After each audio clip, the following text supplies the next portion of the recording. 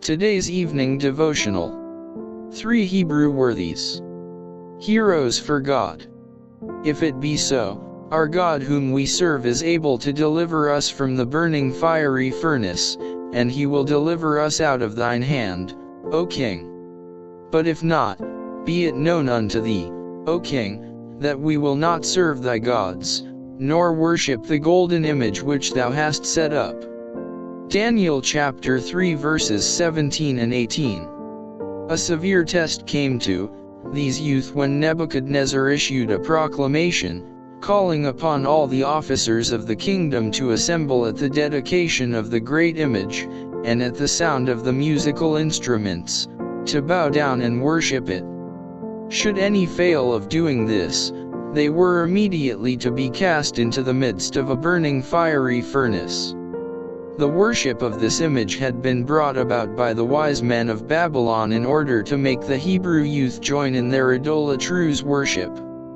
They were beautiful singers, and the Chaldeans wanted them to forget their God and accept the worship of the Babylonian idols. The appointed day came, and at the sound of the music, the vast company that had assembled at the king's command, fell down and worshipped the golden image. But these faithful young men would not bow down. Then the king commanded the furnace to be heated 7 times hotter than it was wont to be heated, and when this was done, the 3 Hebrews were cast in. So furious were the flames that the men who cast the Hebrews in were burned to death. Suddenly the countenance of the king paled with terror. His voice trembling with excitement, the monarch exclaimed, "Lo, I see 4 men loose, walking in the midst of the fire, and they have no hurt, and the form of the 4th is like the Son of God."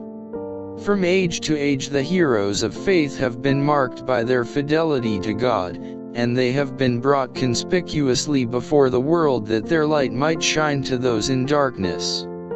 Daniel and his 3 companions are illustrious examples of Christian heroism.